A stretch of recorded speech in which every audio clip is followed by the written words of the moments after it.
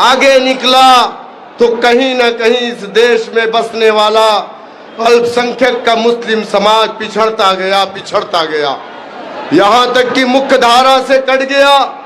समय समय पर गैर सियासी तंजीमों ने जब वक्त की हुकूमत पर दबाव बनाया कि इस देश में बसने वाला अल्पसंख्यक का मुस्लिम समाज पिछड़ रहा है, तो इस देश में हुकूमत करने वाली सियासी पार्टियों ने कभी सच्चर कमेटी, कभी रंगनाथ मिश्रा कमीशन, कभी कुमटू कमीशन, कभी गोपाल कमीशन, कभी महमूदुर रहमान कमेटी के नाम से कमेटियों का गठन किया। तमाम कमेटी ने यह रिपोर्ट पेश किया कि इस देश का मुसलमान पिछड़ रहा है। तमाम कमेटियों ने कहा कि इस देश का मुसलमान दलित से बदतर अपनी जिंदगी को गुजार रहा है। मेरे दोस्तों, मेरे बुजुर्गों, मेरे नौजवानों, हमने कौन सी गलती की थी? क्या इस देश की आजादी में हमने अपने जान माल का नजराना पेश नहीं किया था? ये मैं नहीं कहता कि इस देश को आजाद करवाने के लिए सिर्फ मुसलमानों ने अपनी जानों का नजराना पेश किया, बल्कि उस वक्त कोई हिंदू नहीं था, कोई मुसलमान नहीं था, बल्कि एक तरफ अंग्रेज तो दूसरी तरफ हिंदुस्तानी थे। तब जाकर के हमारा देश आजाद हुआ।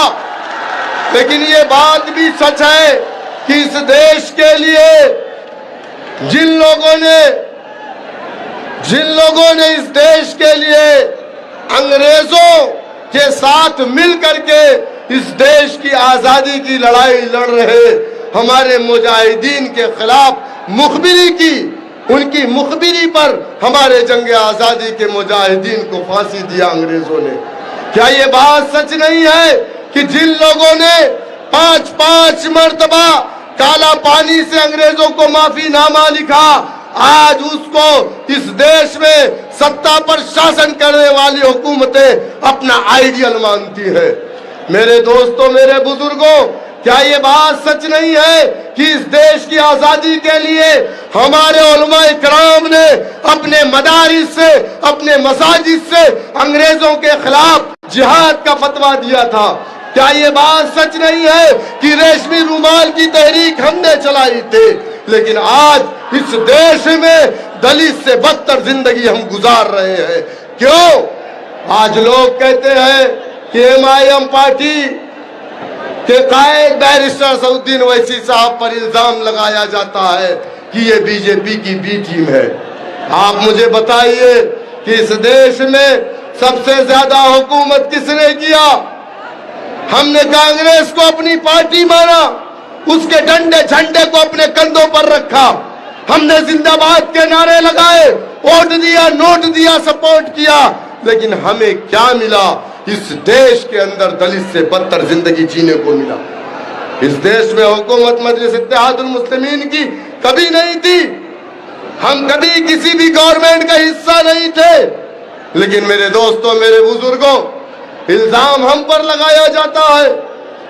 इसी तरीके से आज जो मुल्क के हालात है वो बात किसी से छुपी नहीं है। हर तरफ आपको मारा जा रहा है। इस देश में सबसे ज्यादा अगर किसी को सताया जा रहा है तो वो आप है। ये बात किसी से छिपी नहीं है। जिन्हें अपना समझ करके हमने वोट दिया है वो विपक्ष भी खामोश है, आपके लिए वो भी आपका नाम लेने को तैयार नहीं है। लेकिन अगर आज कृष्णा पटेल जी और पल्लवी पटेल जी और बिंद जी अगर आपके साथ आपकी लड़ाई लड़ने के लिए अगर खड़े हुए हैं तो वो एक उम्मीद पर खड़े हुए हैं कि आप मुत्तहिद होकर के अपने सियासी प्लेटफॉर्म पर मजबूत करेंगे। मेरे दोस्तों, मेरे बुजुर्गों, ये वही गांधी का देश है जिस देश में हिंदू और मुसलमानों के घर में जब शादियां होती थी तो दोनों समाज के लोग बैठ करके पंचायतें करते थे कि बारात कहाँ रुकेगी, कहाँ पानी पिलाया जाएगा, कहाँ खाना खिलाया जाएगा। लेकिन आज इस देश को तोड़ने की कोशिश की जा रही है।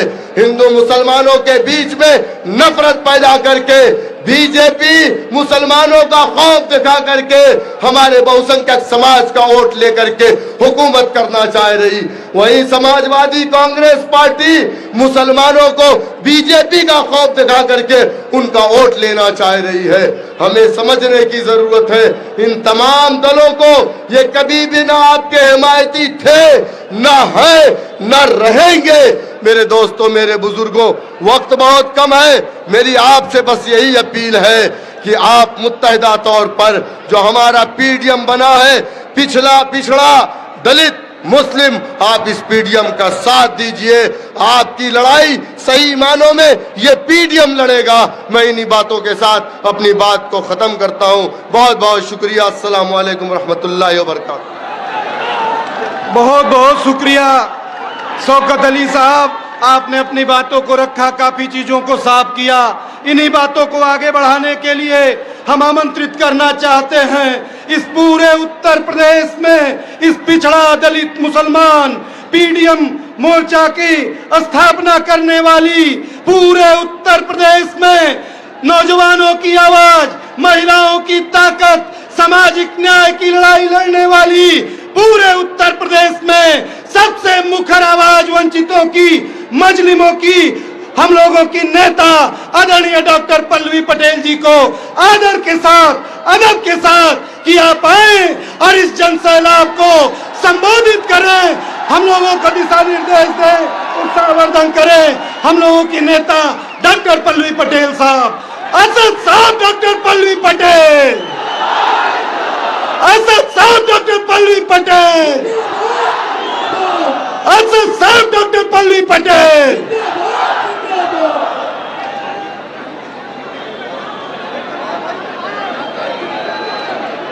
जहां मां गंगा की प्रौढ़ता संपत्ति, ज्ञान और वैभव फलित करती हो, जहां तथागत गौतम बुद्ध की वाणी,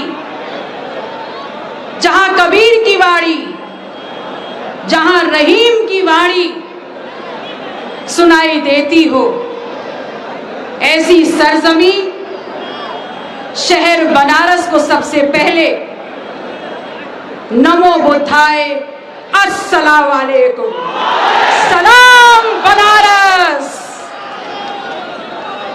आज ये पीडीएम की पहली सभा है।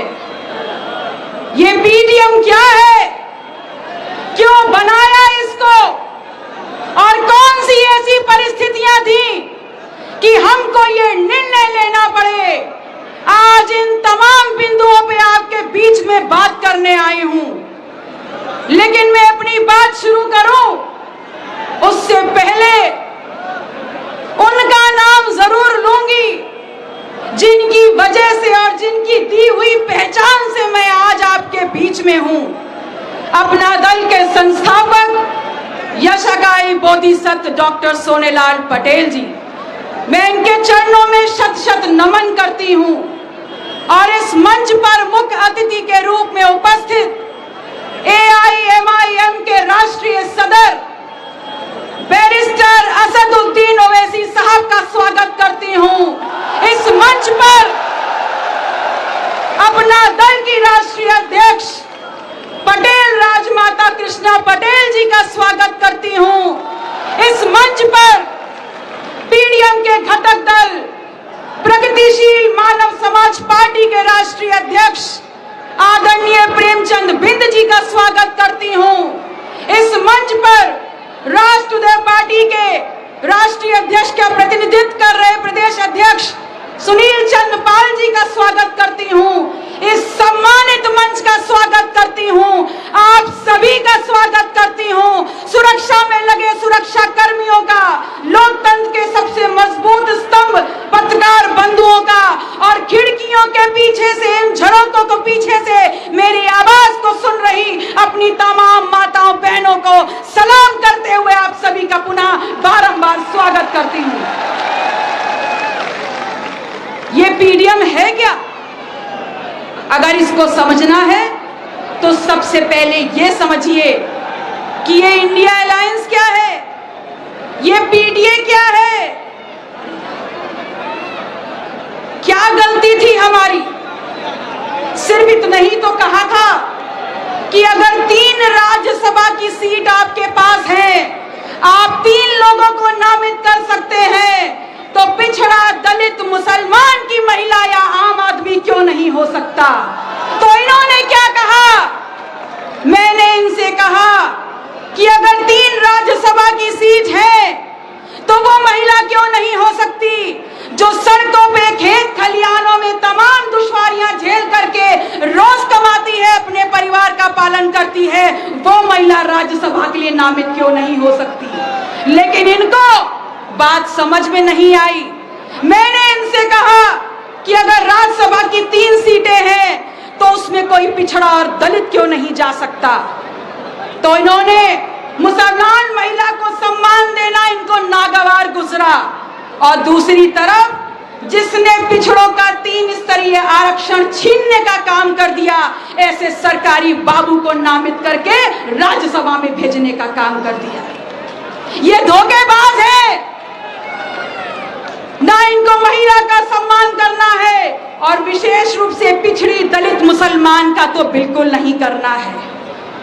मुसलमान का 100% वोट तो चाहिए, लेकिन मुसलमान का मां बोलने में भी इनकी जबान हकलाती है। ये है सच्चाई इनकी। और जब इनकी जबान हकला रही है तो फिर मुझे जरा ये बात बताइए कि ये क्या सोच रहे हैं और क्या समझ रहे हैं? ये सोच रहे हैं कि दूसरी तरफ आप देखिए, यहीं पर कांग्रेस के नेता राहुल गांधी आए थे, उनके साथ उस यात्रा में हम भी थे, आप सबने देखा होगा।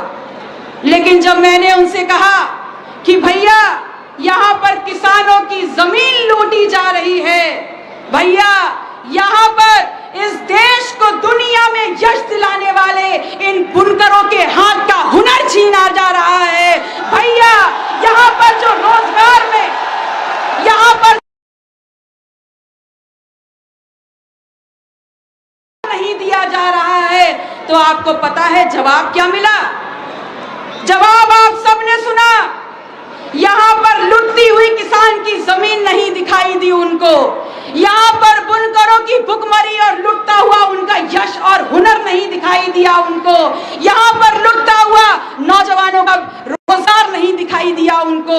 अगर राहुल भैया को कुछ दिखाई दिया तो उनको चंद मुट्ठी भर लोग शराब पीने के बाद हिलते दुलते सड़कों पे नजर आ गए। ये है असलियत। और उनको ये दिखना किसानों की लुटती जमीन, बुनकरों की भुखमरी और नौजवानों के रोजगार से बहुत ज्यादा अहमियत रखने वाला और राजनीतिक अहमियत रखने वाला दिखा। क्या समझते हैं ये लोग कि आपको लूटते रहेंगे और अपने बीच में ये बातें करते रहेंगे कांग्रेस और समाजवादी पार्टी के लोग कि घेर लो, एक हो जाओ, घेर लो इन मुसलमानों को, कहीं भागने ना पाए। क्या समझ रखा है? ये मुसलमान मुर्गी है क्या कि पकड़ लोगे, काट लोगे और पका के खा जाओगे? ये है उनकी असलियत।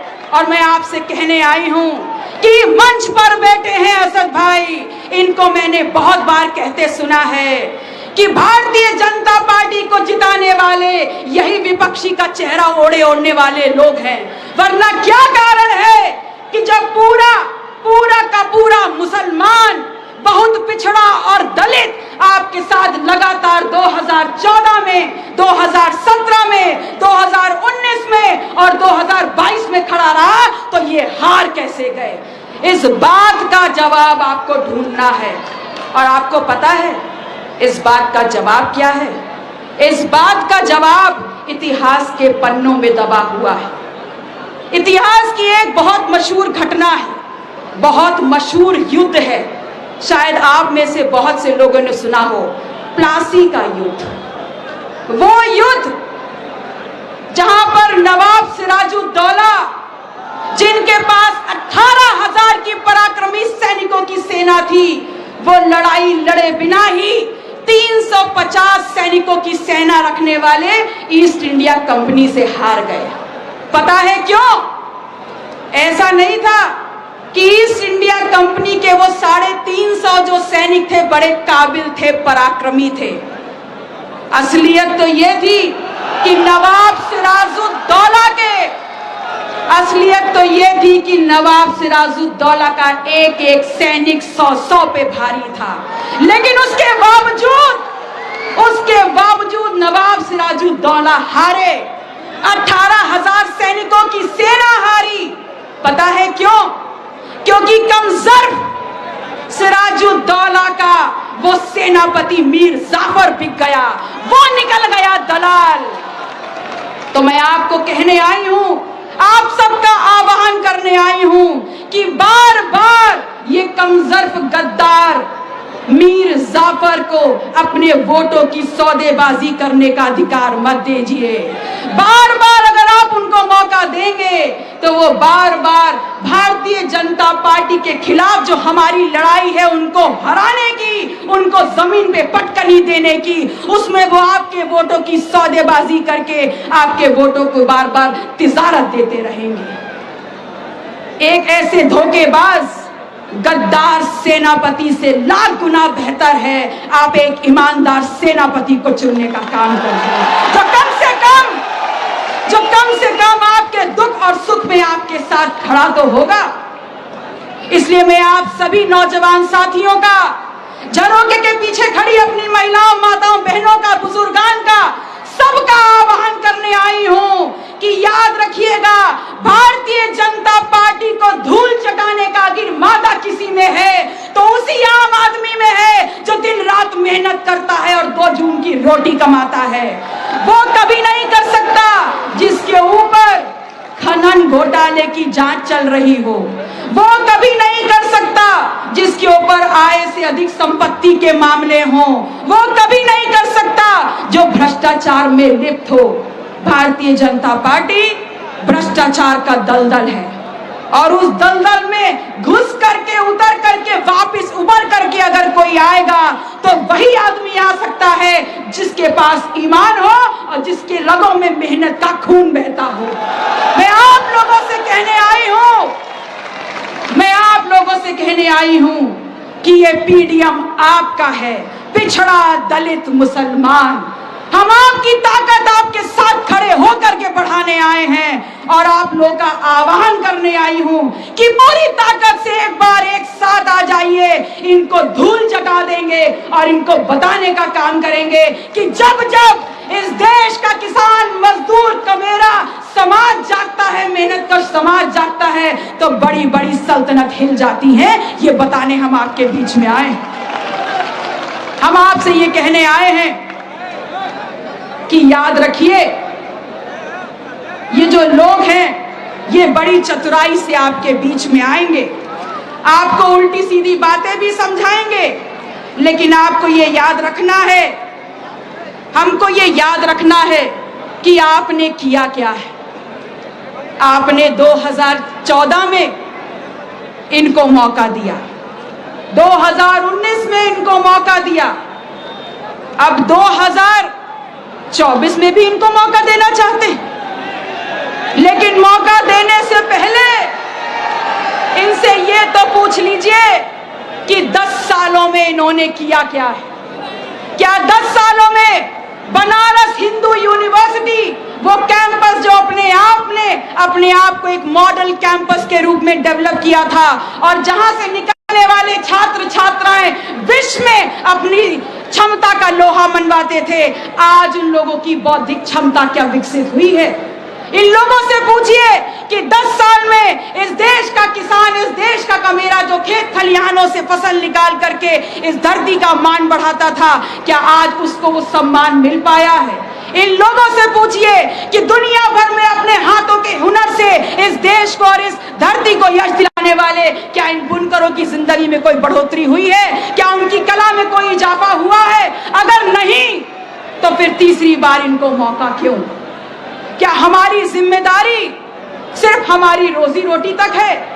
क्या हमारी जिम्मेदारी सिर्फ हमारी शिक्षा तक है? अगर इनको तीसरी बार मौका दिया तो याद रखिएगा, 2000 में मौका मिला तो घाट बेचे, बनारस का इतिहास बेचा, ये देश बेच रहे हैं और प्रदेश बेच रहे हैं। और हम लोग जो बनारस के रहने वाले हैं और जाति और धर्म से ऊपर उठ करके जिनकी पहचान और जिनकी जिंदगी इस गंगा मैया पर निर्भर है, आश्रित है, और जो हमें संस्कृति देती है, सभ्यता देती है और सदियों सदियों से आस्था का प्रतीक है, उसको बचाना और उस बनारस की विरासत को रखना सजोकर, ये सब भी हम बनारसियों की जिम्मेदारी है।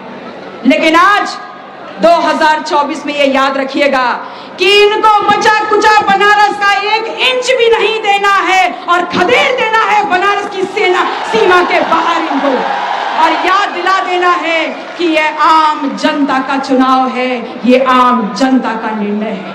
मैं आप लोगों से ये कहने आई हूं कि याद रखिएगा, ये आपके बीच में तमाम उगालते लेके आएंगे, तमाम बातें कहेंगे, लेकिन अपने बीच में आसपास देखिए, बड़े होशियार लोग हैं। ये क्या बोल रहे हैं कि हम भारतीय जनता पार्टी की बी टीम है। अगर हम भारतीय जनता पार्टी की बी टीम है तो आप लोगों से एक सवाल पूछती हूं, जब इसी बनारस में उच्च सदन में नेता पक्ष इस देश के प्रधानमंत्री माननीय नरेंद्र मोदी जी की इसी कॉन्स्टिट्यूएंसी में जब किसानों की जमीन काशी गेट के नाम पर, वैदिक सिटी के नाम पर, ट्रांसपोर्ट नगर के नाम पर लूटी जा रही थी, तब इस धरती का वो सांसद चुप क्यों था? उसने धोखा दिया है हम सबको, और धोखा दिया है तो अब उसका फल भुगतने को भी तैयार रहे। आज चारों तरफ लूट मची हुई है, और किसी भी तरफ देख लीजिए, भारतीय जनता पार्टी के राज में अगर सबसे ज्यादा शोषण किसी का हुआ है तो पिछड़ा दलित मुसलमान का हुआ है, और पिछड़ा दलित मुसलमान का हुआ है, और पिछड़ा दलित मुसलमान का शोषण करने वालों के सामने जिन्होंने विपक्षी गठबंधन बनाया और जिन्होंने बोला कि हम भारतीय जनता पार्टी को सिरे से गिराने का काम करेंगे, तो मैं उनको चुनौती देती हूं कि दुनिया भर में क्यों घूम रहे हैं? अगर भारतीय जनता पार्टी को धूल जटाना चाहते हैं तो शुरुआत बनारस से क्यों नहीं करते? कन्नौज का रुख क्यों कर लिया है? मैं आपसे कहने आई हूं कि आज आइए, चुनौती देती हूं उन विपक्षी दलों को कि यहां आइए और यहां पर चुनौती स्वीकार करिए। इसी मंच से मेरे सभी सम्मानित सदस्य यहां बैठे हुए हैं, उनके सामने घोषणा कर रही हूं कि अगर हिम्मत है और यहां लड़ने आएंगे तो पीडीएम बिना शर्त उनका सहयोग करेगा, समर्थन में उतर जाएगा। लेकिन हिम्मत हो तब ना। अगर हिम्मत होती तो वो व्यक्ति जो 10 साल से बनारस को लूट रहा है, जो आज भारतीय जनता पार्टी का यहाँ प्रत्याशी है, उसके सामने खुद उभरते, ना कि भारतीय जनता पार्टी के पुराने कार्यकर्ता को उठा करके हम सबको ठगने का काम कर देते। अरे चुल्लू भर पानी में मर जाना चाहिए ऐसे लोगों को, जो लोगों की भावनाओं के साथ खिलवाड़ कर रहे हैं। और मैं उनसे कहने आई हूं कि जिस दिन ये समाज जाग गया, मान लीजिए आप सबका खेल खत्म। और अब मौका है कि आपके साथ असद साहब खड़े हैं, आशीर्वाद देने के लिए पटेल राजमाता खड़ी है, हमारा सहयोग और ताकत बढ़ाने के लिए माननीय बिंद जी और बाबूराम पाल जी खड़े हैं। बस थोड़ा सा उत्साह लगा लीजिए, थोड़ी सी शक्ति लगा लीजिए और इस बार बेड़ा पार कर दीजिए।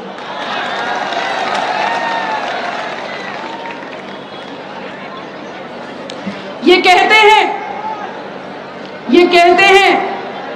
कि बीजेपी को ये हराएंगे, और हमको कहते हैं कि हम बी टीम हैं। अगर हम बी टीम हैं तो आपने इस विधानसभा के सदन में मेरी सारी उपस्थितियां देखी हैं, आपने सुना है और आपने देखा है। आप लोगों ने सड़कों पे मेरा संघर्ष देखा है कि जब जब मेहनत का समाज ने मुझे आवाज दी है, मैं उनके साथ खड़े होकर के सड़क से सदन तक लड़ने का मैंने काम किया है। अगर आपको किसी को भी मेरे उन कार्यों में, मेरी सोच में अगर जरा सी भी मिलावट समझ में आती है, दिखती है, तो बता दीजिए। तो अगर मिलावट नहीं दिखती तो बी टीम हम कैसे हुए?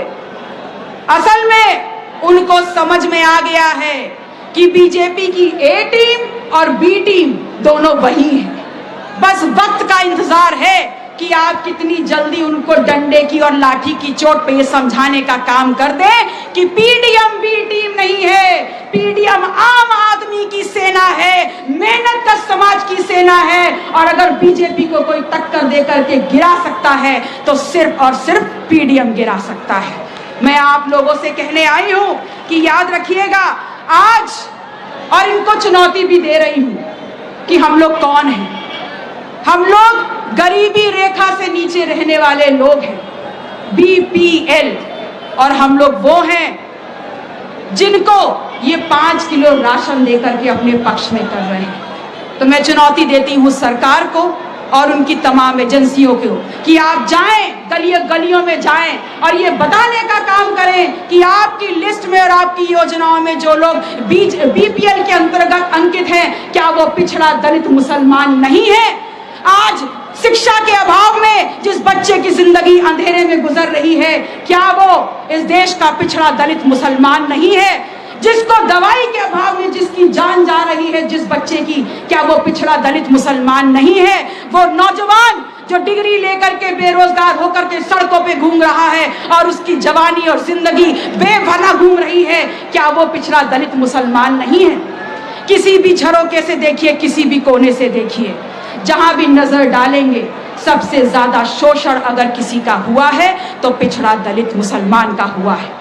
इसलिए आप लोग का आह्वान करने आई हूं कि निकल पड़िए अपने घरों से और बिल्कुल भी षड्यंत्र के चक्कर में मत पड़िएगा।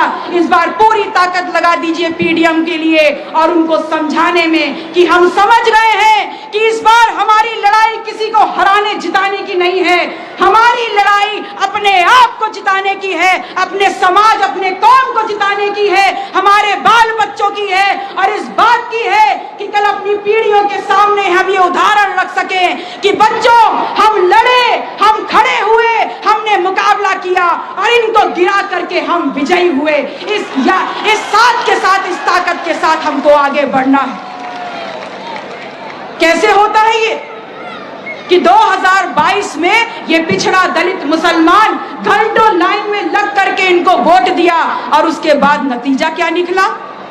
मैं सिराथू से चुनाव लड़ी और मैंने वहां पर आताताई भ्रष्टाचारी जो उप मुख्यमंत्री है इस प्रदेश का केशव मौर्य को पटकनी देने का काम किया।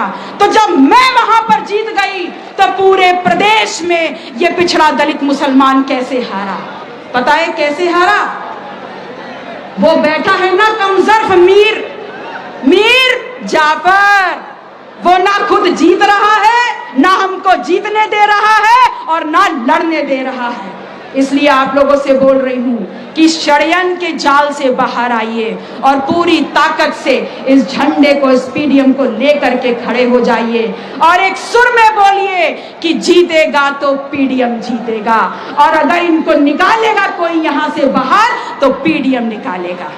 ये क्या कह रहे थे आपको पता है कि तथागत गौतम बुद्ध से लेकर आज तक बनारस की धरती पर सिर्फ मेहनत कश समाज का राज रहा है। और ये आपके बीच में क्या बोल के आए थे?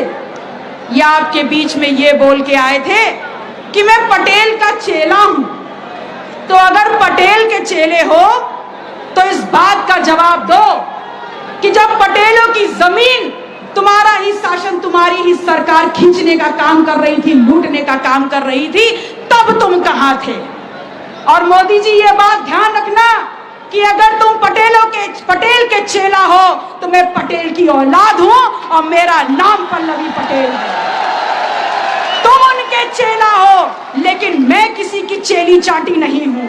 मैं सवाल पूछूंगी और तुम्हें जवाब देना होगा। जवाब दो इस बात का कि बुनकर का भविष्य कहां है। जवाब दो इस बात का कि मेरे नौजवान साथियों का रोजगार कहां है। जवाब दो इस बात का कि इस देश के, इस प्रदेश के किसान का हिस्सा कहां है। आपको जवाब देना हो इस बात का। और आप क्या कह रहे हैं? क्या आप इस जिम्मेदारी से भाग सकते हैं? क्या आप जी चुरा सकते हैं, मन चुरा सकते हैं? इस बात का जवाब नहीं देंगे कि आपके शासनकाल में दलित के सिर से पेशाब कर दी जाती है? क्या आप इस बात की जिम्मेदारी से भाग सकते हैं कि आपके शासन में जहां जहां भी आपका शासन है, चाहे राजस्थान हो, चाहे मध्य प्रदेश हो, चाहे उत्तर प्रदेश हो, सबसे ज्यादा सरकारी सिक्योरिटी में अगर किसी को टॉर्चर किया गया है सरकारी महकमे के द्वारा, तो वह पिछड़ा दलित मुसलमान है? क्या आप इस बात की जिम्मेदारी से भाग सकते हैं कि सबसे ज्यादा अगर सामंतवादी ताकतों ने दोबारा सर उठाया है तो आपके शासनकाल में उठाया है? क्या आप इस बात से जी चुरा सकते हैं, जवाबदेही से भाग सकते हैं कि वो लोग कि जिनके घर गिराए गए, जिनकी प्रॉपर्टियों की कब्जे रखे गए, वो लोग तमाम वो लोग हैं जो पिछड़ा दलित मुसलमान के हैं? मैं आप लोगों से कहने आई हूं और अर्ज करने आई हूं कि पूरी ताकत से पीडीएम में लग जाइएगा और हम लोग आप लोगों को उस ताकत तक ले जाने का काम करेंगे जो आपकी हिस्सेदारी है और जो आपकी हकदारी है। हमने यही सोच करके पिछड़ा दलित मुसलमान का नारा दिया, जो पूर्ण शुद्धता है, जिसमें कोई मिलावट नहीं है और जिसमें संकल्पों और विचारों की 100% गारंटी है।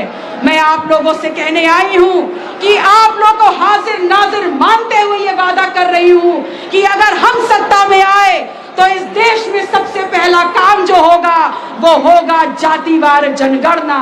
आपके बीच में कोई भी बड़ा मेमोरेंडम घोषणा पत्र लेके नहीं आई हूं, कोई झूठे वादों की फहरिस्त नहीं है।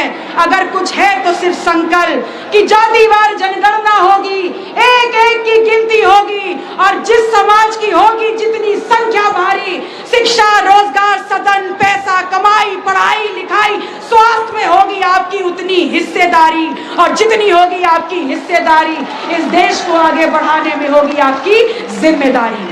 आप सब लोगों ने बहुत हौसला अफजाई की है, बहुत ध्यान से सुना है। बस अंत में अपनी दो बातें कहते हुए आप सभी लोगों से रजा लूंगी कि बनारस ने बड़े बड़े इतिहास बनाए हैं, तो कभी ये सोच के डर मत जाइएगा कि मोदी जी को कोई हरा नहीं सकता। अगर बीजेपी को हराने का दावा करने वाली बीजेपी की ये ए टीम नहीं हरा पाएंगी तो हम पीडीएम मिलकर के मोदी जी को रफा दफा कर देंगे। इस वादे के साथ और उदाहरण के साथ कि आप सभी को 1977 का वो चुनाव याद होगा जब लोक बंधु जननायक राजनारायण जो आपकी धरती पर पैदा हुए, उन्होंने तत्कालीन आयरन लेडी प्रधानमंत्री इंदिरा गांधी को धूल चटाने का काम किया था। तो जब आयरन लेडी हारी, जब उस वक्त की आयरन लेडी हारी आम जनता के हाथ, तो इस वक्त ये झुट्टा भी हारेगा इस देश की आम जनता के हाथ। बहुत बहुत शुक्रिया, पुनः आप सभी को सलाम करती हूँ। नमो बुद्धाय, जय संविधान, शबक है। जब भी बढ़ जाते हैं पत्थर चलाने वाले, कम नहीं होते हैं आईना बनाने वाले। टूट जाते हैं, बिखर जाते हैं जर्रा जर्रा, लेकिन आईना फिर भी बनाते हैं आईना बनाने वाले, आईना फिर भी बनाते हैं आईना बनाने वाले। अब आप और असद साहब के बीच रोक पाने की गुस्ताखी हिम्मत में नहीं कर सकता।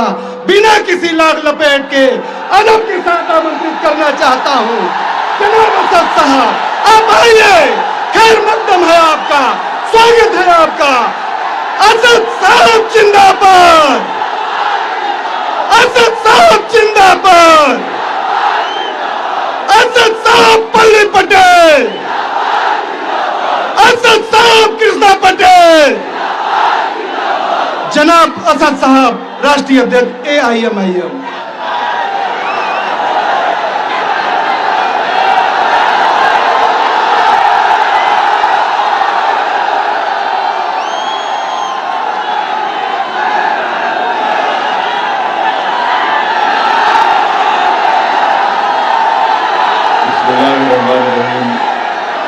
अस्सलाम वालेकुम व रहमतुल्लाहि व बरकातहू।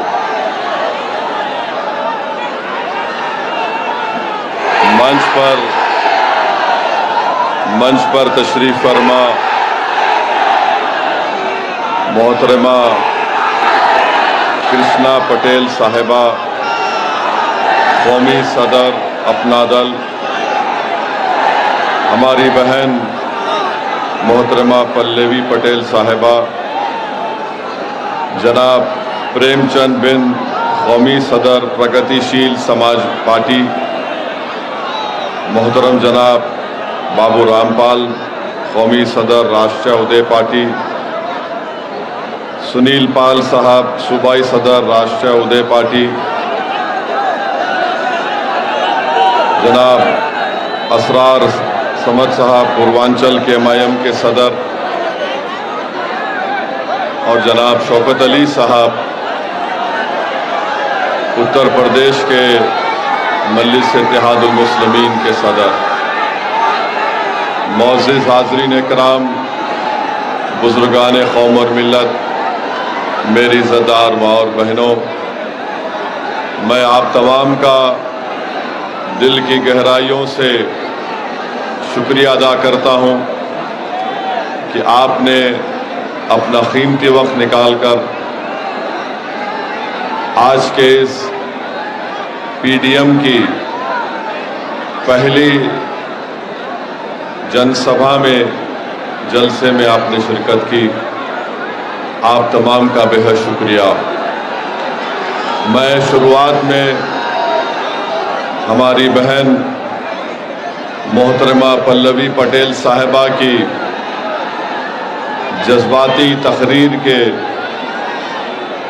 उनके एक एक लफ्ज़ से, उनकी तकरीर में जो उन्होंने बातें कही, मैं उससे मुत्तफ़िक़ हूँ और उसकी तायीद भी करता हूँ। मेरे अजीज़ दोस्तों और बुज़ुर्गों, मैं जब यहाँ पर आ रहा था तो मुझसे किसी ने पूछा कि क्या आप बनारस को जा रहे हैं? तो मैंने कहा कि मैं अपने बनारस को जा रहा हूँ। ये सिर्फ बनारस किसी नरेंद्र मोदी का नहीं है, ये बनारस उस्ताद बिस्मिल्लाह खान का है, कबीर दास का है, प्रेमचंद का है, तुलसीदास का है। ये बनारस सही माने में एक गंगा जमुनी तहजीब का बनारस है। मैं उस बनारस को जा रहा हूँ और वतन अजीज़ का एक एक हिस्सा, एक एक मुकाम मेरे लिए है, मेरे वतन का हिस्सा है। मेरे अजीज़ दोस्तों और बुज़ुर्गों, मेरी इज़्ज़तदार माँ और बहनों, PDM क्यों बनाई गई? PDM इसलिए बनाया गया क्योंकि उत्तर प्रदेश की सियासत में, उत्तर प्रदेश की राजनीति में हम ये देखते हैं कि पिछला दलित और मुसलमान का सिर्फ वोट लिया जाता है मगर उनसे इंसाफ नहीं किया जाता। PDM इसलिए बनाया गया ताकि पिछले 40-50 साल से मुख्तलिफ सियासी पार्टियां ने पिछला दलित और मुसलमान का इस्तेसाल किया, उनको कोई इंसाफ उनसे नहीं किया। वो गरीबी और कमज़ोरी में अपनी ज़िंदगी गुजारने पर मजबूर हो गए। PDM इसलिए बनाया गया कि उत्तर प्रदेश की राजनीति में एक विकल्प हो इस पिछड़े समाज के लिए। PDM इसलिए बनाया गया ताकि हकीकी माने में समाजी इंसाफ हो सके। PDM इसलिए बनाया गया क्योंकि हम 50 साल से सिर्फ वोट डालने वाले बने, अब हमको इंशाअल्लाह ताला वोट लेने वाले बनना पड़ेगा। मेरे अजीज दोस्तों और बुजुर्गों, मेरी आप तमाम से दबन गुजारिश है कि ये जो PDM जिसका हिस्सा मजलिस इत्तेहादुल मुस्लिमीन भी है, जिसकी जिम्मेदारी हमने मोहतरमा कृष्णा पटेल साहिबा को दी है, मैं उत्तर प्रदेश के पिछले दलित और मुसलमानों से ये अपील करने आया हूँ कि आप तमाम PDM से जुड़ जाइए, PDM को मजबूत करिए, क्योंकि याद रखिए, अगर हमको छुटकारा मिलना है संघ परिवार से, बीजेपी से, अगर हमको छुटकारा मिलना है समाजवादी पार्टी से या दीगर दूसरी सियासी पार्टियों से जो सिर्फ जबान से इंसाफ की बात करते हैं मगर जमीन पर उसको अमली जामे नामा पहनाने का काम नहीं करते, मैं आपसे वादा कर रहा हूं कि इंशाअल्लाह ताला ये पीडीएम ने एक पहला कदम बढ़ाया है। और मैंने हमारी बहन पल्लवी पटेल साहिबा से ये बात कही है कि ये सिर्फ पार्लियामेंट के चुनाव की हद तक महदूद नहीं रहेगा, बल्कि मैं बताना चाहूंगा नरेंद्र मोदी को और अखिलेश यादव को और उन तमाम सियासी लीडर्स को जिन्होंने पिछला दलित और मुसलमान को दबाया और कुचला कि ये सिर्फ पार्लियामेंट की इलेक्शन की हद तक नहीं रहेगा, बल्कि ये शुरुआत है एक लंबे सफर की और हम अपनी मंजिल को जरूर पहुंचेंगे। और उस मंजिल को पहुंचते पहुंचते मुझे यकीन है कि आप तमाम का साथ मिलेगा। और ये जो हमने शुरुआत की पीडीएम की, ये आने वाले पार्लियामेंट के इलेक्शन में भी रहेगा, आने वाले जिला परिषद के इलेक्शन में भी पीडीएम रहेगा, और फिर जब विधानसभा के चुनाव होंगे ये पीडीएम उस वक्त भी रहेगा इंशाअल्लाह ताला। तो मैं आपको इस बात का तयक़ुन देने आया हूं कि ये सिर्फ पार्लियामेंट के इलेक्शन के लिए नहीं बनाया गया, बल्कि ये इसलिए बनाया गया है कि आपकी वोट की अहमियत बढ़े, और जब आपकी वोट की अहमियत बढ़ेगी तभी जाकर आपसे इंसाफ होगा। मेरे अजीज दोस्तों और बुजुर्गों, मैं आपको ये बताना जरूरी समझता हूं कि ये पार्लियामेंट के चुनाव में समाजवादी पार्टी ने कांग्रेस से मिलकर अलायंस किया, और सही कहा पल्लवी पटेल साहिबा ने कि जब से पीडीएम बना समाजवादी पार्टी और दीगर पार्टियों की तरफ से ये एक इल्जाम हम पे लगाया जा रहा है कि हम बी टीम हैं। मैं पूछना चाहता हूं अखिलेश यादव से कि 2014 का लोकसभा का चुनाव आप हार गए, क्या आप मोदी से सौदा करके हारे थे? 2017 का विधानसभा का चुनाव आप हार गए, क्या आपने योगी आदित्यनाथ से कोई डील कर ली थी? फिर 2019 का लोकसभा का चुनाव आया, फिर अखिलेश यादव हार गए, बताओ क्या आपने कोई ऐसी डील कर ली थी कि आपके खिलाफ कोई इंक्वायरी ना हो? अरे 2022 का फिर से विधानसभा का चुनाव आया, और यहां पर इस हमारे अंसारी भाइयों की बस्ती में खड़े होकर मैं जिम्मेदारी के साथ कह रहा हूं, आप तमाम ने मिलकर अपना एक एक वोट समाजवादी पार्टी को दिया, मगर बताइए क्या समाजवादी और अखिलेश ने बीजेपी को इख्तिदार से रोक सकी? आपने नहीं दिया समाजवादी पार्टी को वोट, बीजेपी को रोकने के लिए आप तमाम ने दिया, मगर इसके बावजूद भी समाजवादी पार्टी बीजेपी को इख्तिदार में आने से रोक नहीं पाई। अब जब पार्लियामेंट के चुनाव के लिए पीडीएम बनाया गया तो इनके पेट में दर्द शुरू हो गया। अरे बताओ अखिलेश यादव, तुम्हारी जबान से लफ्ज मुसलमान नहीं निकलता। जब तुमसे पूछा जाता है कि बैकवर्ड क्लास के आरक्षण के बारे में बताओ तो अखिलेश यादव कहते हैं मुझे पता नहीं है। जब मुसलमान के बारे में अखिलेश यादव से पूछा जाता है तो बोलते हैं कि मैंने लखनऊ में एक मॉल बनाया। अखिलेश यादव, इतनी बड़ी आबादी अल्पसंख्यक समाज मुसलमानों की उत्तर प्रदेश में रहती है, जब आपसे पूछा जाता है अल्पसंख्यक समाज मुसलमानों के बारे में तो आप एक मॉल की मिसाल देते हैं। ये इनका मसला है। और आज आप देखते हैं कि हमको गाली देने वाले मुरादाबाद में डॉक्टर एसटी हसन वहां के रुकने पार्लियामान थे, उनको टिकट नहीं दिया गया।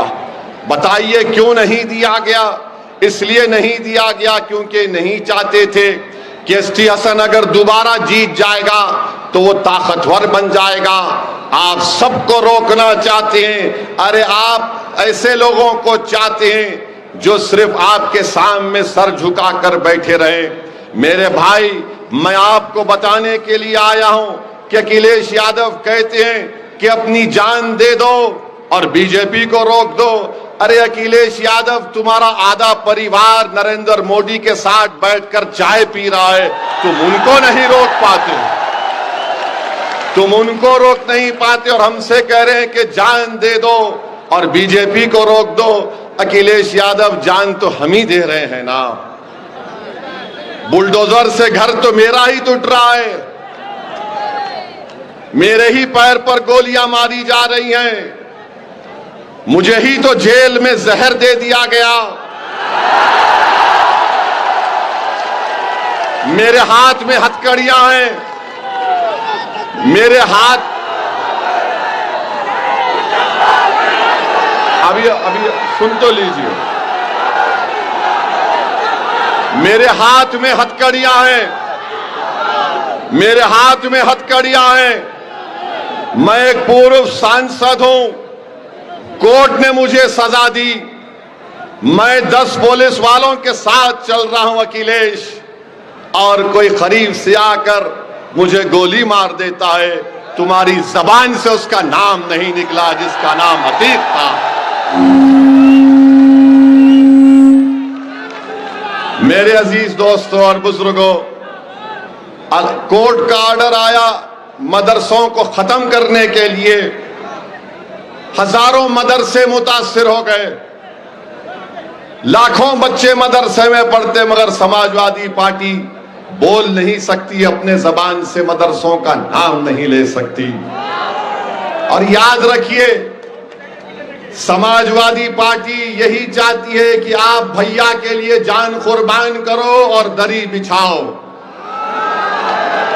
हम पीडीएम आपसे कहने आई है कि आप मुत्तहिदा तौर पर पीडीएम का साथ दीजिए, तो एक वक्त आएगा इंशाअल्लाह ताला अखिलेश यादव दरी भी बिछाएगा, आपके लिए जान भी कुर्बान करेगा। कब तक आप लोग, हमारा हाल ऐसा है कि भैया के साथ बैठकर एक फोटो ले लिए तो समझते कि बहुत बड़ा तीर मार लिए। छोड़ो इन चीजों को। क्या तुम में काबिलियत नहीं है? क्या तुम अखिलेश यादव की तरह नेता नहीं बन सकते? बन सकते इंशाअल्लाह ताला। सिर्फ एतमाद की जरूरत है।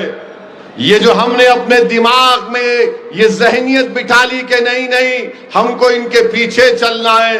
अरे भाई, तुम दुनिया में इसलिए आए ताकि तुम दुनिया की इमामत कर सको। तुम दुनिया में इसलिए नहीं आए कि तुम पीछे चलो। अरे पीछे चलते कौन है? जो जानवर मवेशी के पीछे जानवर चलते हैं। हम इंसान हैं, याद रखो। ऊपर वाले ने आपको सोचने और समझने की सलाहियत दी है और आप अपने दिलो दिमाग पर जोर डालो। अब क्या बचा बताओ?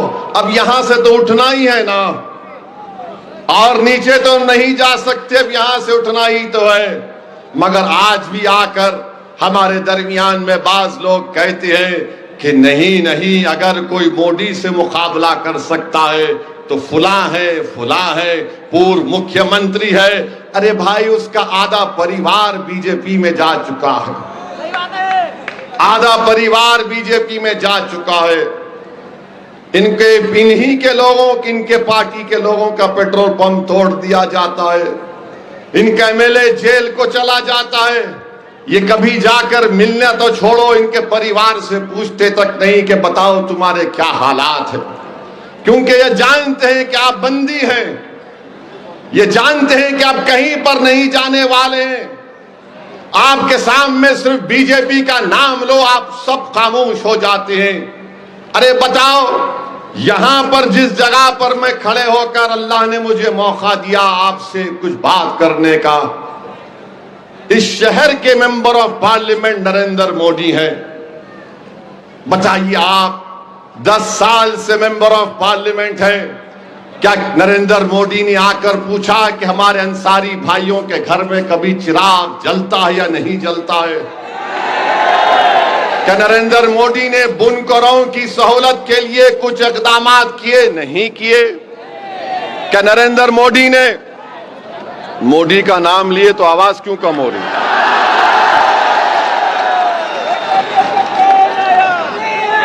मेरे अजीज दोस्तों और बुजुर्गों, प्रधानमंत्री हैं, बुनकरों का बिजली की कीमत कम नहीं होती। अगर किसी बुजुर्ग का इंतकाल हो जाता है तो मीटर ट्रांसफर नहीं होता। बताओ कौन सी जिंदगी में हमारे जिंदगी के कौन से शोबे में, समाजवादी पार्टी हो या कांग्रेस हो या बीजेपी हो, हमसे इंसाफ क्या? मुझे बताओ।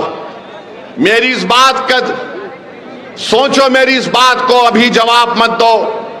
तुम जब अपने घर को जाओगे, अपने बुजुर्गों के सामने बैठकर पूछो कि एक दीवाना शेरवानी पहनकर आया था, जिसके सर पर टोपी थी, वो ये सवाल हमसे करके चला गया कि हमारी जिंदगी के कौन से शोबे में हमको इज्जत मिली, हमसे इंसाफ मिला, हमारे बच्चों को स्कूल की तालीम मिली।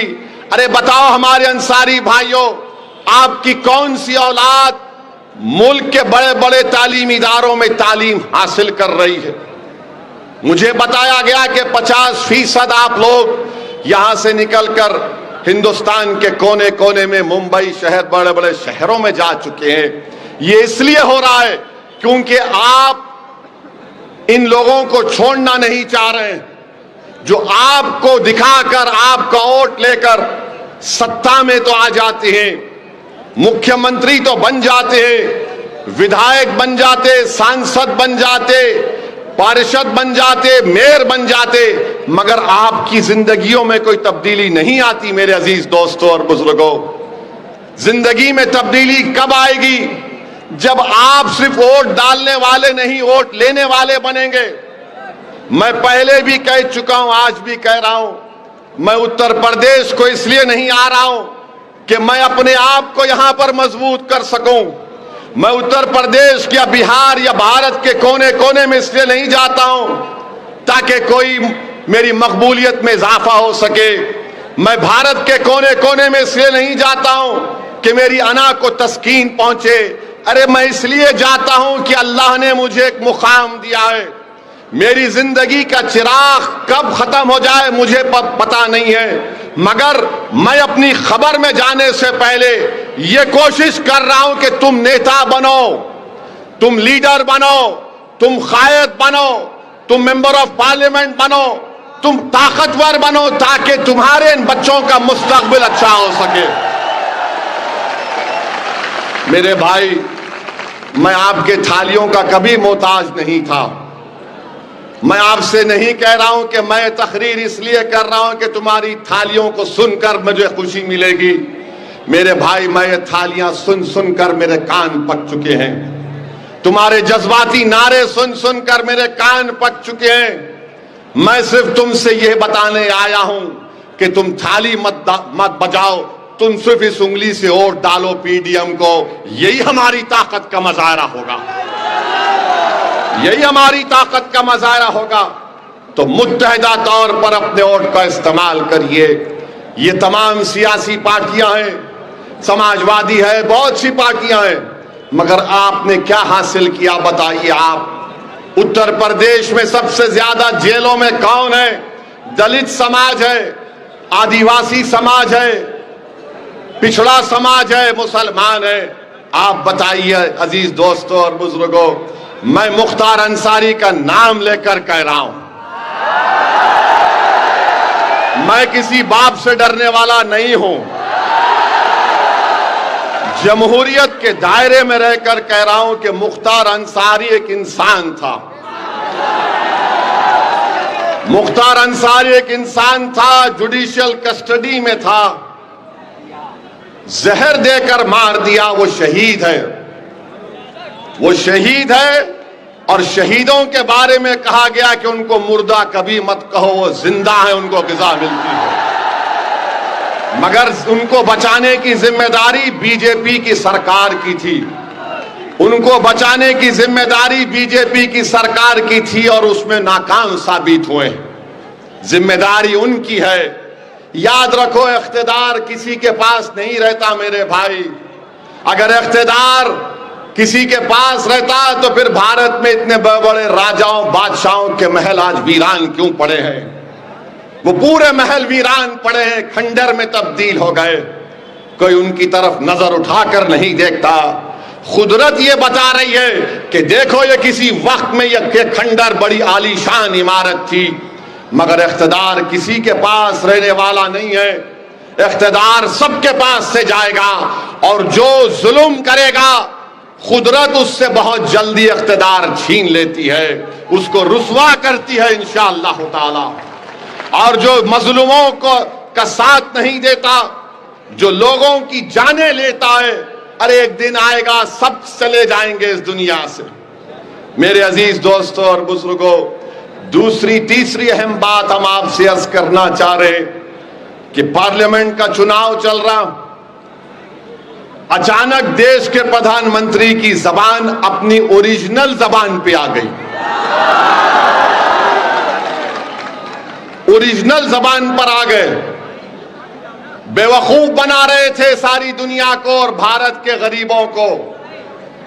बेवकूफ बना रहे थे भारत के हमारे अक्सरियती तबके के हमारे भाइयों और बहनों को। नरेंद्र मोदी पार्लियामेंट के अंदर, पार्लियामेंट के बाहर कह रहे थे कि सबका साथ, सबका विकास, सबका विश्वास की बातें करते थे। मगर राजस्थान जब पहुंचे तो नरेंद्र मोदी की जबान से जो भाषण निकला, उसको हरगिज हरगिज गर्मी की वजह से नहीं निकला, वो उनकी सोच की वजह से निकला। जो वो सोचते हैं वो उनकी जबान पर आ ही गया। 2002 से नरेंद्र मोदी जो भाषण दे रहे हैं, हम 2024 तक आ गए। नरेंद्र मोदी गारंटी, मोदी की गारंटी की बात करते हैं। मेरे अजीज दोस्तों और बुजुर्गों, मोदी की एक ही गारंटी है, वो है मुसलमानों से नफरत। एक ही गारंटी है। मोदी की दूसरी गारंटी है कि मैं भारत के संविधान को बदलूंगा, क्योंकि जो संविधान बाबा साहेब अंबेडकर ने बनाया, मोदी उसको बदलना चाहते हैं। मोदी की दूसरी गारंटी, तीसरी गारंटी यह है कि ओबीसी समाज से, दलित समाज से आरक्षण को खत्म करके रख दिया जाए। याद रखो, जब पार्लियामेंट में जब नया बिल लाया जा रहा था ईबीसी के नाम पर, मैंने पार्लियामेंट में खड़े होकर यह कहा था, ये बाबा साहेब अंबेडकर के ख्वाबों के खिलाफ ये हुकूमत काम कर रही है। तो मोदी जी की गारंटी ये है। बड़ी बड़ी गारंटी की बात करते, अरे भारत के प्रधानमंत्री आप हैं, आप पसमानदा मुसलमान की बात करते हैं ना। ये पसमानदा मुसलमान का पावरलूम किसका है? पावरलूम पर मोदी जी कभी ध्यान नहीं दिए, बिजली की कीमत पर ध्यान नहीं दिए। मगर अब मोदी जी ने क्या कह दिया राजस्थान में कि भारत के 17 करोड़ मुसलमान घुसपैठी है और भारत के मुसलमान ज्यादा बच्चे पैदा करते हैं और भारत के मुसलमानों को हमारी हिंदू मां और बहनों का मंगलसूत्र छीनकर उनको दिया जाएगा। नरेंद्र मोदी, अगर आप बात मंगलसूत्र की करेंगे तो बात बहुत दूर तक जाएगी। मेरी जबान मत खोलाओ, बात बहुत दूर तक जाएगी। क्योंकि अगर तुम्हारे मुंह में जबान है तो मेरे मुंह में भी जबान है। पूरा शिजरा खोल सकता हूं मैं यहां पर, मगर एहतराम और अदब के दायरे में रहकर कह रहा हूं। अब आप, मैं पूछना चाह रहा हूं, इस बनारस की सरजमीन में खड़े होकर, क्या बिस्मिल्लाह खान घुसपैठी थे? बताओ, क्या आप घुसपैठी हैं? क्या आप घुसपैठी हैं? अगर घुसपैठी नहीं है तो हाथ उठाकर बताओ कम घुसपैठी नहीं है। वहां से हाथ नहीं उठ रहे, हाथ उठाइए जहां तक आवाज अल्लाह पहुंचा रहा है। और जोर से बोलिए कि हम घुसपैठी नहीं है। इस मुल्क को आजाद हमने करवाया। बोलो मेरे साथ, इस मुल्क को आजाद हमने करवाया। इस मुल्क में अंग्रेजों को हमने भगाया। इस मुल्क को अंग्रेजों के भगाने में आरएसएस का कोई रोल नहीं है। वो माफीनामा लिखते थे, हम सूलियों पर चढ़ते थे। मोदी जी हमको घुसपैठी कह रहे हैं आप। अच्छा, आप दूसरा इनका झूठ। अरे सुनिए सुनिए, हाँ जिंदा ही है, जिंदा ही रहेंगे इंशाअल्लाह। मर भी जाएंगे तब भी जिंदा रहेंगे इंशाअल्लाह ताला। क्योंकि मौत क्या है? मौत क्या है? इंसान के जिस्म से रूह निकल जाती है, एक घर से दूसरे घर को मुंतकिल होते। हम फना नहीं होने वाले आए मोदी जी। अब दूसरा इनका बात, अब दूसरा सुनिए, बच्चे पैदा कर रहे हैं ज्यादा। मोदी जी आपके 6 भाई है नहीं है? बताइए हमको। अमित शाह की 6 बहनें हैं। हाँ, अच्छा, जो आरएसएस के गोलवालकर है, मैंने सुना कि उनके 9-10 भाई बहन थे। मोदी जी कभी अपने गिरबान में झांक कर भी तो देख लो। और सच्चाई यह है कि मुस्लिम महिलाओं का फर्टिलिटी रेट, मोदी सरकार का डेटा, इंपेरिकल एविडेंस, आदादो शुमार ये कह रहे हैं कि फर्टिलिटी रेट मुस्लिम महिलाओं का गिरा है। मगर नरेंद्र मोदी जी भारत के हमारे हिंदू भाई बहनों में, बैकवर्ड क्लास के भाई बहनों में, दलितों में ये बताना चाह रहे हैं ये मुसलमान बहुत बच्चे पैदा कर रहे हैं, एक दिन ये हमसे बढ़ जाएंगे आगे। नहीं मोदी जी, इतना झूठ तो मत बोलो। वो गाना क्या है, झूठ बोले तो कौवा काटे। मोदी जी आपको मालूम कि भारत में मुसलमानों की आबादी कभी भी 18.5 या 19% से आगे बढ़ने वाली नहीं है। और जिस दिन हमारे हिंदू भाई बहनों की आबादी स्टेबलाइज होगी, उसके 40 साल के बाद मुसलमानों की आबादी स्टेबलाइज हो जाएगी। अब बात तीसरी है मंगलसूत्र की। तो मैं आपको बता रहा हूं, क्या उत्तर प्रदेश के बड़े बड़े नदियों में, तालाबों में लाशें नहीं बह रही थी? कोविड के दौरान बह रही थी ना लाशें। तो जिसकी लाश बह रही थी उसकी हमारी बहन, हमारी बेटी का भी तो सुहाग उजड़ा होगा। बताओ मोदी जी, क्या आपने कभी किसी घर में जाकर उनको पुरसा दिया? आज आप मंगलसूत्र की बात कर रहे हैं। मोदी जी आप ओरिजिनलिटी पे आ गए अपने। आप धोखा दे रहे थे। मैं सबको साथ लेकर चलना चाहता हूं। मैं विकसित भारत बनाना चाहता हूं। मैं तीसरी बड़ी इकॉनमी भारत को बनाना चाहता हूं।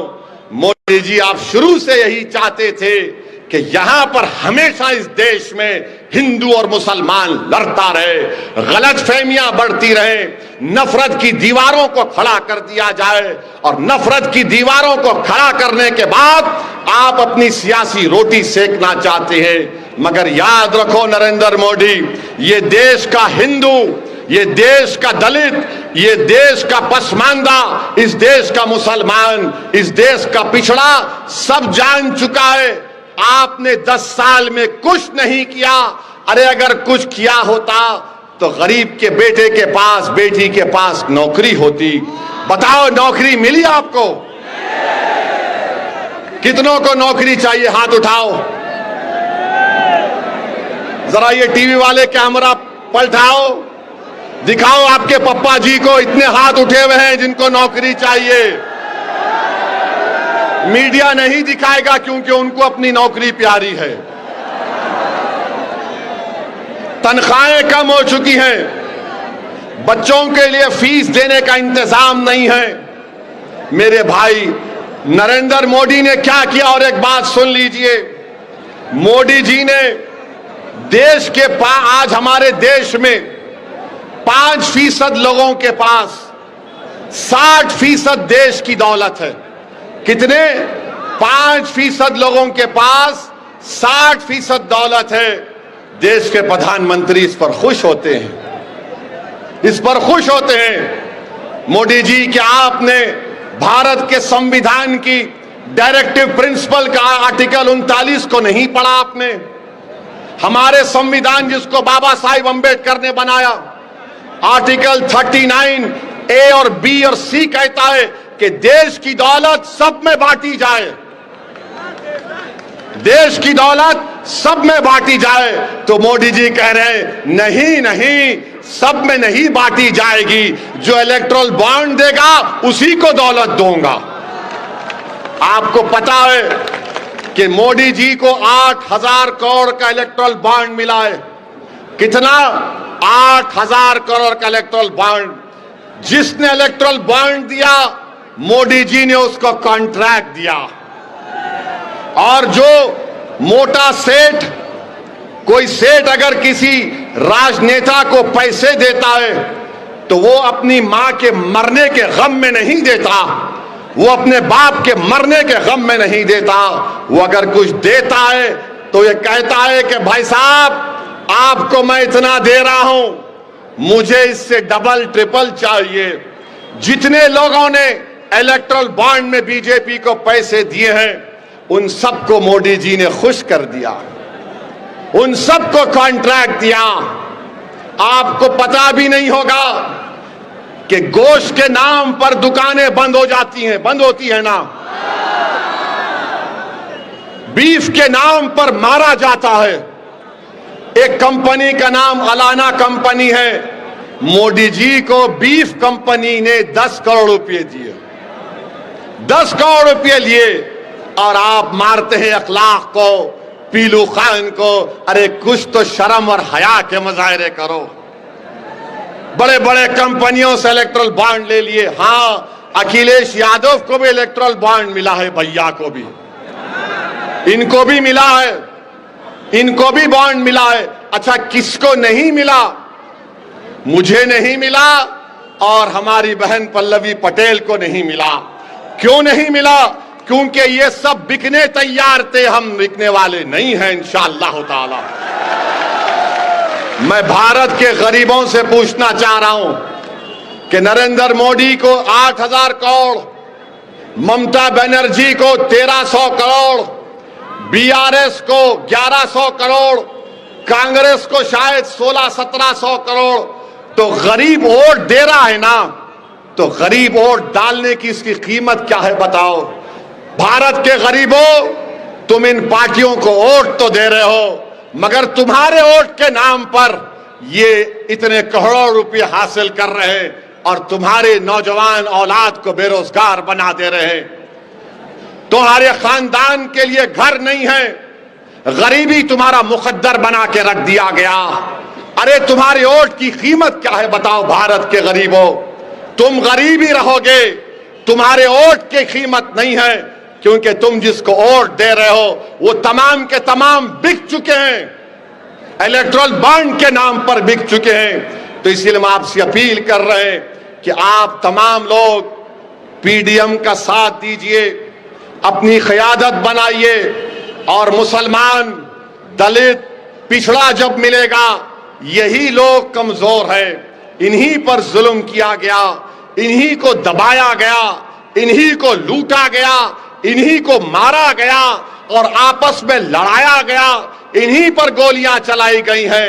याद रखिए, अगर हम मिलकर काम नहीं करेंगे तो नुकसान हमारा होगा, और आने वाली नस्लें हमसे पूछेंगी कि बताओ अब्बा, बताओ चाचा, आपने हमारे लिए क्या किया। तो चाचा और अब्बा ये नहीं कह सकते कि हमने अखिलेश के लिए दरी बिछाई, चाचा और अब्बा ये नहीं कह सकते कि हमने बीजेपी के खौफ में उस पार्टी का साथ दिया। हम आपसे कह रहे हैं कि डरने और घबराने की जरूरत नहीं है। आपने बरसों कांग्रेस का साथ दिया, आपने बरसों समाजवादी का साथ दिया। अरे भाई, कब तक आप इन लोगों का साथ देंगे जिन्होंने आपको कमजोर करके रख दिया, जिन्होंने आपके वोट को लेकर आपको बर्बाद कर दिया। इसीलिए हम आपसे अपील करने आए हैं कि पीडीएम के जहां जहां पार्लियामेंट उम्मीदवार रहेंगे, आप उनको अपना वोट दीजिए। एक नई तारीख पैदा करिए और एक अच्छी सियासत हम कर सके। लोग अक्सर मुझसे कहते हैं कि असदुद्दीन ओवैसी भाषण अच्छा देता है, सब अच्छा देता है।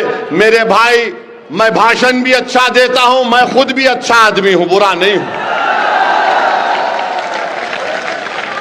मुझ में भी बहुत कमजोरियां हैं, इंसान हूं।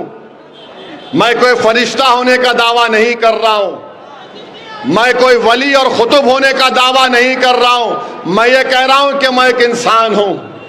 मेरे दिल और सीने में तकलीफ होती है जब मैं नाइंसाफी को देखता हूं।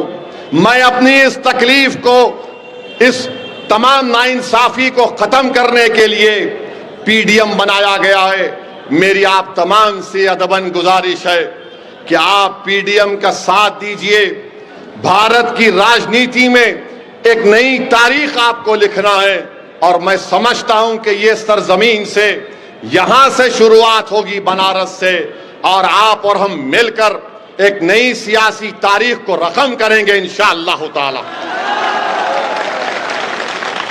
मेरे अजीज दोस्तों और बुजुर्गों, पार्लियामेंट में हमने क्या किया, किस तरह हमने आपके मसाइल को उठाया, वो आपके सामने। ट्रिपल तलाक का कानून मोदी जी ने बनाया और बल्कि नरेंद्र मोदी को फजीलतुल शेख बोलना चाहिए, हजरत मौलाना नरेंद्र मोदी। मैं उम्मीद करता हूं कि आरएसएस वालों को तकलीफ नहीं होगी इस पर। ट्रिपल तलाक का कानून बनाए। कैसा बनाए? अगर कोई 3 बार अपनी बीवी को 3 बार तलाक कहता है तो मोदी जी फजीलतुल शेख हैं, हनफी फिक्र के माहिर हैं। कोई बोलता है तो तलाक नहीं होता, मगर अगर गुनाह नहीं हुआ तो केस कैसे बुक हो रहा है बताओ? फिर मोदी जी बोलते हैं कि जब तलाक नहीं हुआ तो जेल में अगर कोई पागल मुसलमान जो गुनाह करता है ट्रिपल तलाक कहकर वो जेल को जाता है, तो मोदी जी ने कहा कि तू जेल में रहेगा और अपनी बीवी को पैसे देगा। कोई जेल में रहकर पैसे दे सकता है अपनी बीवी को? फिर मोदी जी ने, इनका दिमाग देखिए, वाकई में मोदी जी के दिमाग की जितनी तारीफ करे कम है। मोदी जी ने कहा उसको अगर कोर्ट सजा देता है 2 या 3 साल की, तो 3 साल तक हमारी बेटी उस जालिम और पागल के साथ शादी के रिश्ते में बंधी रहेगी। और मोदी जी ने कहा मेरी बेटी, मैं मुस्लिम बेटियों का हमदर्द हूं। जब तुम्हारा पागल गुनाहगार शौहर 2 साल या 3 साल के बाद जेल से निकलेगा तो तुम अपने हाथ में एक फूल का हार, एक बैंड बाजा, और बैंड बाजे वाले से कहना कि बहाओ फूल बरसाओ, मेरा दीवाना जेल से निकल कर आया। बताइए आप, ये कानून बनाते हैं आप? ये कानून बना दिया आपने। हमने 3 बार उस कानून की मुखालिफत की। CAA का कानून सही है या गलत है बताइए? CAA का कानून सही है या गलत है बताइए? हाथ उठाकर बताइए। हमने पार्लियामेंट में उस कानून की बिल को फाड़ा, सही किया या गलत किया बताइए? आपने देखा समाजवादी पार्टी के किसी MP ने बिल के बारे में क्या बोला?